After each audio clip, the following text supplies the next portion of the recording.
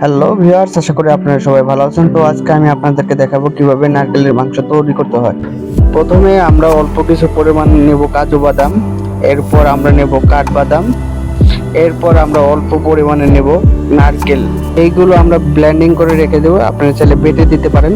এখন আমরা নিলাম 1 কাপ সয়াবিন তেল, এরপর আমরা নিলাম পেঁয়াজ, পরিমাণ মতো পেঁয়াজ।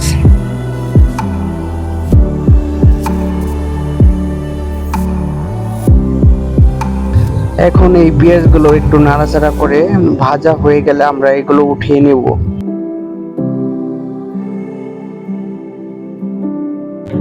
এখন আমরা দিলাম লবঙ্গ, দারচিনি এবং কালা গোলমরিচ।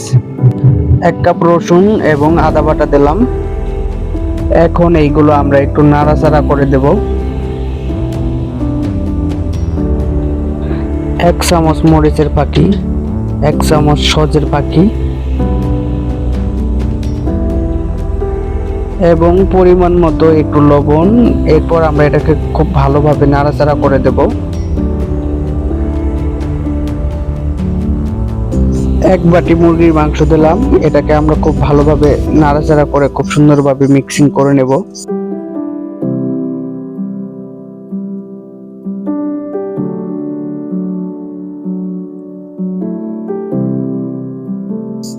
এখন আমরা দেব কাজু বাদাম, কাঠবাদাম এবং নারকেল মিক্সিং 1 বাটি। এখন আমরা দেব 1 কাপ দুধ। তো আপনারা চাইলে আপনাদের গাভীর লিকুইড দুধ দিতে পারেন। তো আমার কাছে গাভীর লিকুইড দুধ ছিল না, এর কারণে বাজার থেকে কিনে আনা প্যাকেট লিকুইড দুধ সেগুলো দিলাম 1 কাপ। এখন এইগুলো আমরা খুব সুন্দরভাবে ভালোভাবে নেড়ে মিক্সিং করে নেব।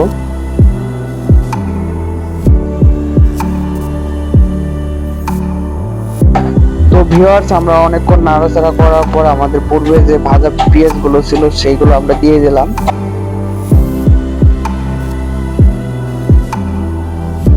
এখন আমরা এটাকে খুব ভালোভাবে মিক্সিং করে নেব মাংসের সাথে।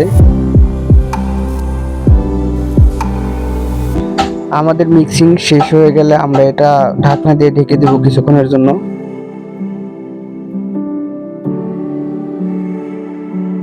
ঢাকনা উঠানোর পর আমরা আবার একটু নাড়াচাড়া করে দিলাম।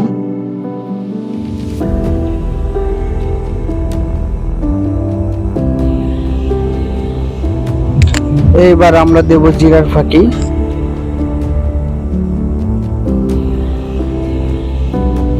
এখন দেব পাপরিকার ফাঁকি।